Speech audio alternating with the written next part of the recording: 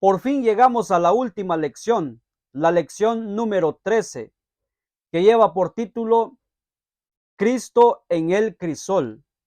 Nuestro texto bíblico para esta semana está en Mateo capítulo 27, versículo 46, y dice: cerca de la hora novena, Jesús clamó a gran voz diciendo: Elí, Elí, lama sabactani.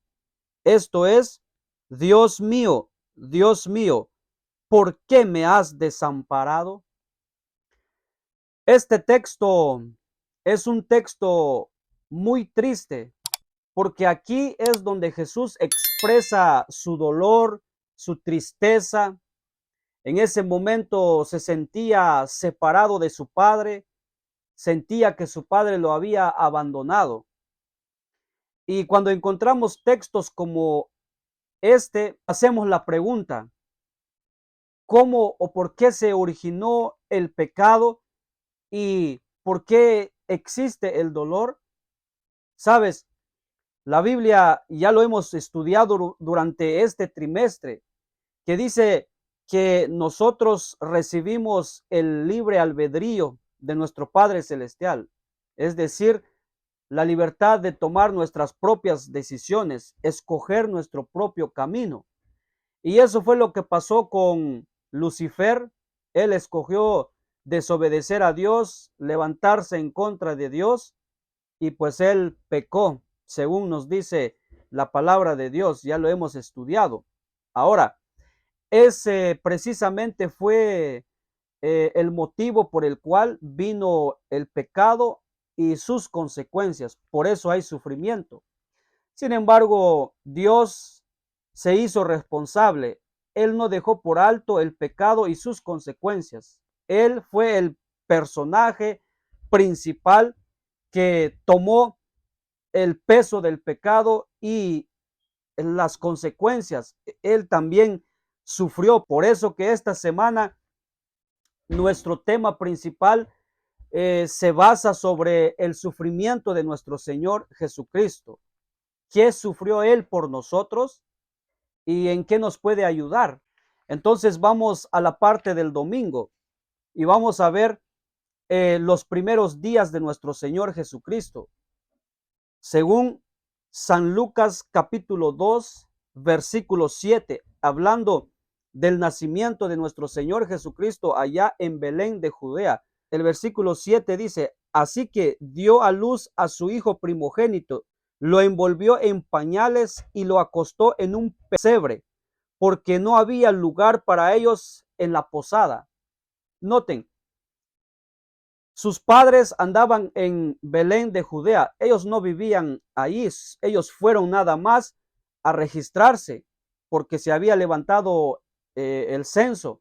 Y estando ahí, comenzó María a sentir dolores de parto y comenzaron a buscar dónde pasar la noche para poder dar a luz. Sin embargo, no encontraron lugar. Donde se metieron en un pesebre, y ahí nació Jesucristo. Por eso Pablo dice que siendo rico se hizo pobre. En otras palabras, Jesús dejó su trono de gloria, dejó su divinidad, su poder, el creador, dejando toda su gloria para venir a nacer en un pesebre. No nació en una cuna de oro. O sea que aquí podemos ver que los primeros días Jesús estaba padeciendo pobreza. Además de eso, dice la Biblia que sus padres fueron al templo después que pasó el tiempo de la purificación de su madre, pues fueron y lo presentaron en el templo. Pero también la ley de Moisés decía que tenían que llevar una ofrenda. ¿Y saben cuál fue la ofrenda que llevaron sus padres? Según la Biblia dice que dos palomas o dos tortolitos. O sea, de acuerdo al recurso de sus padres fue lo que llevaron de ofrenda por la purificación de ellos. O sea, en un hogar tan pobre vino a nacer el creador del universo. Pero además de eso, Jesucristo a los 2 añitos fue perseguido a muerte. Herodes lo quería matar. Por eso mandó a matar a los niños de 2 años. Es decir, Jesucristo vino a sufrir en este mundo, pobreza y peligro de muerte. Ahora, de acuerdo a San Juan capítulo 1, versículo 46, hablando del lugar donde Jesús creció, en Nazaret, una ciudad que no tenía buena fama. Jesús contemplaba la maldad de los hombres y él tuvo contacto como hombre eh, con el pecado. O sea, no cometió pecado, pero tuvo contacto, vivió en un mundo de pecado. Entonces miraba todo lo que el hombre hacía, cómo la raza humana estaba tan caída en el pecado y miraba sus consecuencias. Por eso, cuando le hablaron de Jesús a Natanael, y ¿saben qué fue lo que él dijo? ¿Acaso de ahí puede salir algo bueno? O sea, esa pregunta es, ¿acaso de Nazaret puede salir algo bueno? Es una ciudad perversa, ahí no hay nada bueno. Eso fue doloroso para Jesucristo, que desde pequeño hasta que creció miraba el dolor del ser humano, el pecado, y eso fue terrible para él, fue doloroso para él. Ahora, mis queridos hermanos, pero hasta ahí no paró su sufrimiento, sino que también, según nos dice la parte del lunes que lleva por título despreciado y rechazado por los hombres. Voy a leer Mateo capítulo 12 versículos 22. Dice, un día le llevaron un endemoniado que estaba ciego y mudo, y Jesús lo sanó, de modo que pudo ver y hablar. Toda la gente se quedó asombrada y decía, ¿no era este el hijo de David? Pero al oírlo, los fariseos dijeron, este no expulsa a los demonios, sino por medio de Belcebú, príncipe de los demonios. O sea que los líderes religiosos, rechazando a Jesucristo, el Salvador, el sanador, el sustentador, el creador, el Dios todopoderoso, que se hizo hombre, que había venido con ese propósito de dar libertad al ser humano, de ayudar a sus hijos. Pero dijeron, este echa a los demonios a través del príncipe de los demonios, o sea que a través de Satanás. O sea, hasta dónde llegaron a rechazar a Jesucristo. Él anhelando ayudarlos y los líderes rechazando a Jesús. Pero hay algo más. En Lucas capítulo 4, versículo 28. Y esto habla acerca de Jesucristo cuando entró en Nazaret en un sábado en el templo, cuando tomó el rollo del profeta Isaías, donde dice que el Espíritu de Jehová está sobre mí y me ha ungido para dar libertad a los cautivos, para dar vista a los ciegos y libertad para los endemoniados. La obra del Señor Jesucristo. Cuando Jesús dijo que había venido a pregonar el año favorable del Señor, saben, el Señor tomó el rollo, lo envolvió otra vez y se sentó y les dijo a la gente, se ha cumplido esta profecía, esta escritura hoy, y ustedes lo han visto, ustedes son testigos que se ha cumplido. ¿Por qué? Porque la gente miraba cómo los ciegos eran sanados, cómo los endemoniados eran sanados, cómo los leprosos eran limpiados, cómo Jesús levantaba a los paralíticos, es decir, miraban las maravillas de nuestro Padre Celestial, pero ellos no aceptaron a nuestro Señor Jesucristo. ¿Saben por qué? Porque cuando Jesús les dijo, ustedes me van a decir el proverbio, ¿por qué en lo que hizo en Capernaum no puede hacer aquí con nosotros? Pero Jesús les dijo, ¿saben por qué? Porque así como Elías no fue enviado a las viudas de Israel cuando vino 3 años y medio de hambre, sino que fue enviado a una viuda de Sarepta, cerca de Sidón. Y también Naamán fue el único que fue sanado cuando habían más leprosos en Israel, pero ninguno fue sanado sino el leproso Naamán, el sirio. ¿Qué quiso decir Jesús con eso? Que ningún profeta es aceptado, ningún profeta es honrado en su propia tierra. Por eso lo dijo Jesús. Y eso precisamente es lo que les estaba diciendo. Quiere decir que a los suyos vino y los suyos no lo recibieron. Aquí es donde se cumple la profecía. Ahora, miren la reacción de la gente.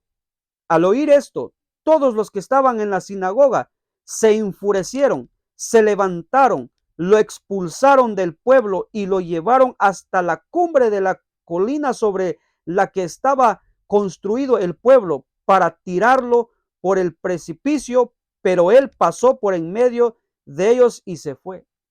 ¿Qué iban a hacer con Jesús?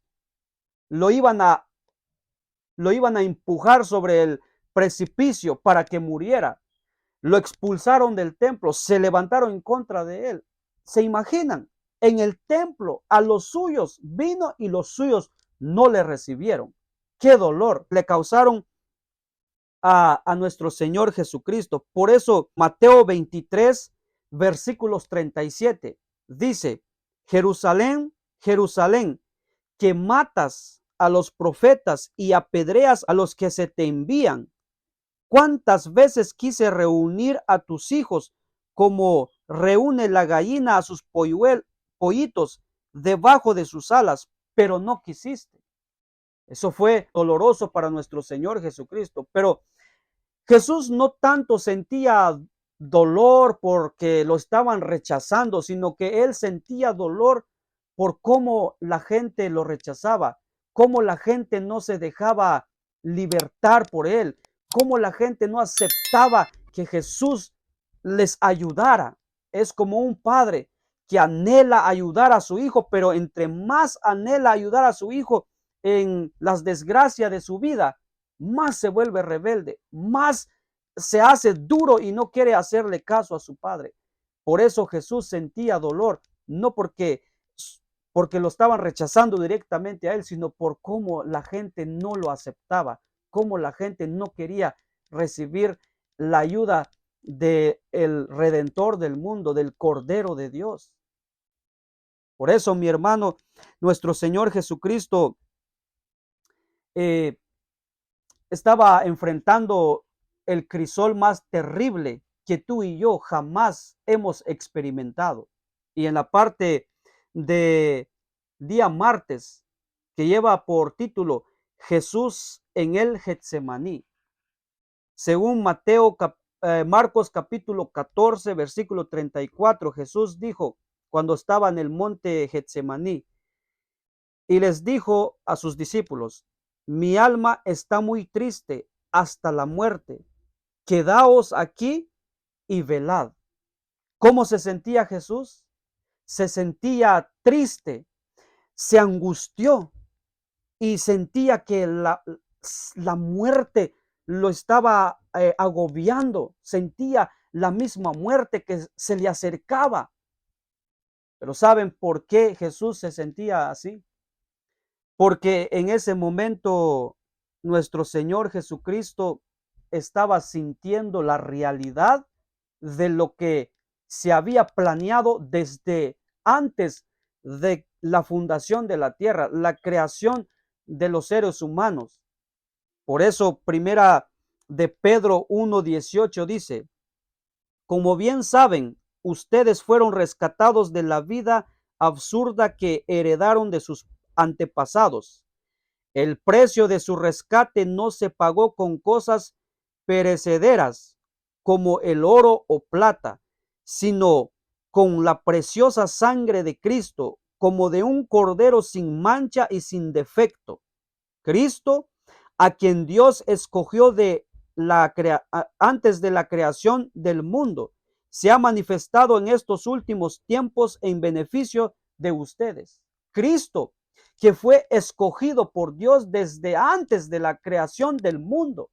O sea que el plan de salvación ya se había planeado antes de que fuese creado el ser humano, antes que fuese creado el mundo. Jesús ya se había entregado a la muerte, a la condenación, si llegara a existir un día el pecado.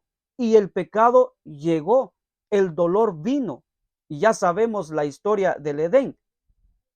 Por esa razón es que ahora Jesús estaba experimentando la paga del pecado. Y él estaba sintiendo el peso del precio del pecado. Pero hay otro texto en Apocalipsis capítulo 13, versículo 8. Dice, a la bestia la adoraron todos los habitantes de la tierra, aquellos cuyos nombres no han sido escritos en el libro de la vida, el libro del Cordero que fue sacrificado desde la creación del mundo. Ya sabemos que Jesús simbólicamente murió cuando el Padre mató a un corderito y vistió a Adán y a Eva cuando quitaron las hojas de higuera.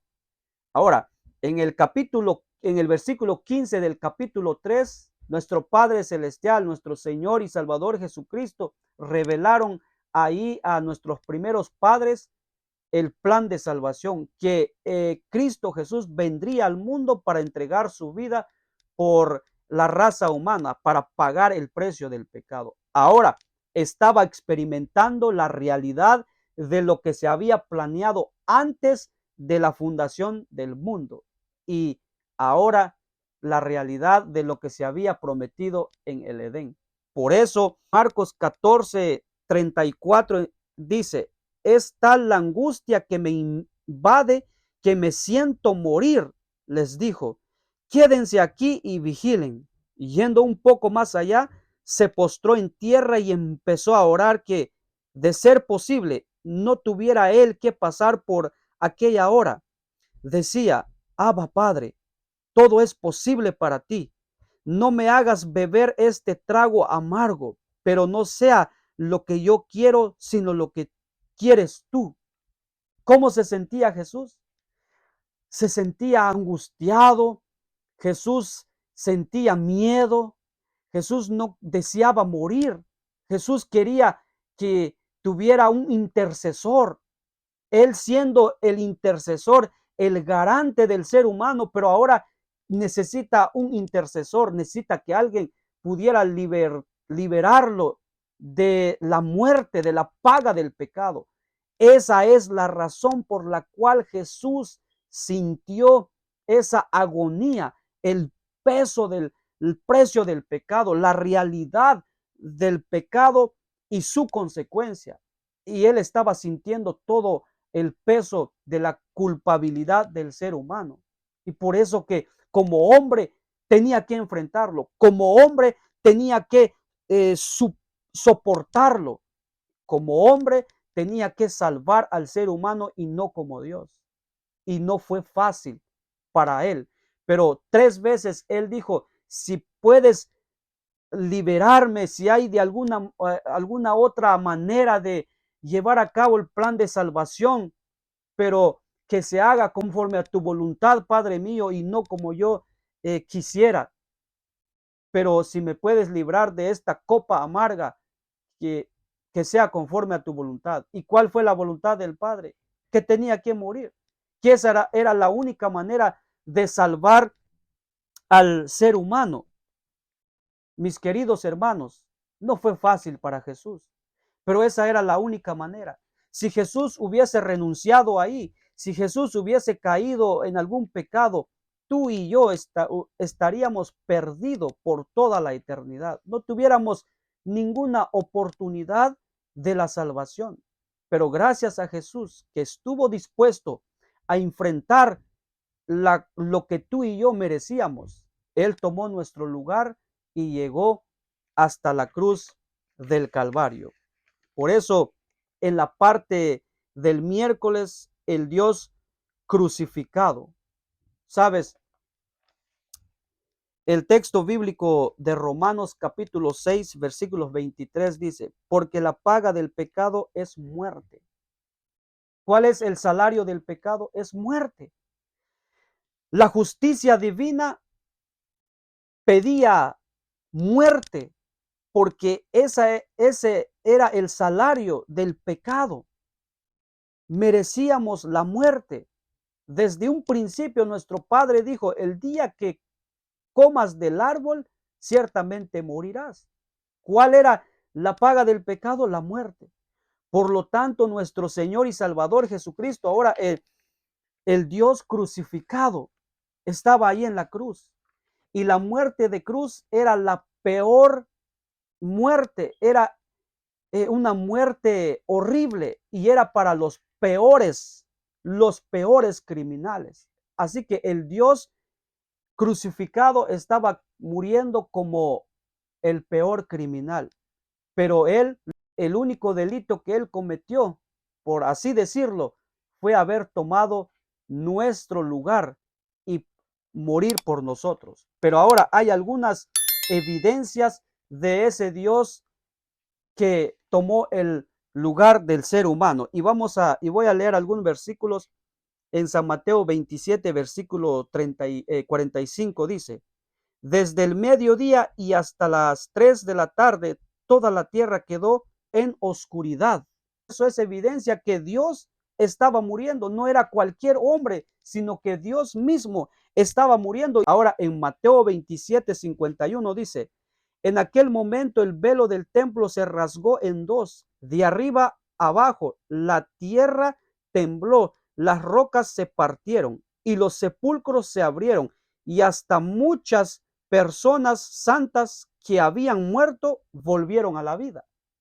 O sea, ¿te imaginas el que estaba colgado en la cruz, que habían sido traspasadas sus manos con clavo, en su frente corría la sangre por esa corona de espinas, que sus pies fueron clavados, traspasados, que estaba ahí? No era cualquier persona, se miraba como cualquiera de nosotros, pero era Dios mismo colgado en la cruz. Por eso dice el texto bíblico que el manto del templo se rasgó desde arriba hacia abajo, una mano divina. ¿Qué más dice el texto? Que la tierra tembló, los sepulcros se abrieron y santos resucitaron. Es una evidencia que acompañó de que el que estaba muriendo era Dios mismo. Así que nuestro Padre Celestial nos demostró que realmente nos ama y quiere que nos salvemos. Por eso, mi hermano, tenemos que luchar para alcanzar la salvación. Tenemos que seguir adelante para poder alcanzar lo prometido por nuestro Dios, que es la vida eterna. Por eso, así como Cristo padeció, el Dios sufriente en la parte del jueves, nosotros también, pues sufrimos por Cristo, pero nuestro sufrimiento no se compara con lo de Él. Nuestro crisol no se compara con el de nuestro Señor Jesucristo. Tito 1:2 dice: nuestra esperanza es la vida eterna, la cual Dios, que no miente, y ya había prometido antes de la creación. Mi querido hermano, la vida eterna, la salvación, Dios la prometió desde antes de la fundación del mundo. O sea, Cristo nos ama tanto y quiere que nos salvemos, pero el Dios sufriente no se compara su sufrimiento, su agonía, su crisol con lo de nosotros. Es cierto, nosotros muchas veces padecemos en este mundo, pero es consecuencia del pecado. Y pues nosotros, aunque no quisiéramos, de todas maneras pasamos por dificultades en esta vida. Falta de dinero, problemas en el matrimonio, problemas de salud. De diferentes maneras enfrentamos dificultades, pero no se compara con el Dios sufriente. Por eso, Romanos capítulo 6, para culminar con el repaso de nuestra lección: porque la paga del pecado es la muerte, mas la dádiva de Dios es vida eterna en Cristo Jesús, Señor nuestro. Jesús tomó nuestro lugar, sufrió, sintió el peso. Él padeció desde niño hasta que llegó a la cruz. Todo por salvarnos, por amarnos. Y ahora tú y yo lo único que necesitamos es aferrarnos a esa promesa y con la ayuda de Dios alcanzar la vida eterna. Qué maravilloso es nuestro Dios. Qué maravilloso que Él haya enfrentado dificultades solo para poder salvarnos.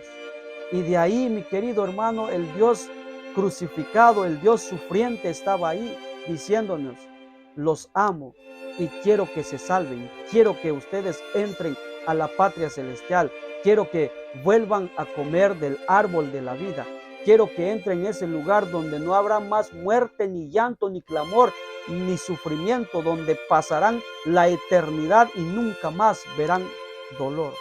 Mi hermano, hemos llegado al final de esta lección de este trimestre.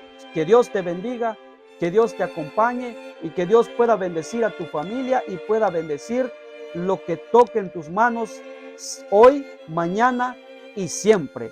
Hasta pronto. Dios te bendiga.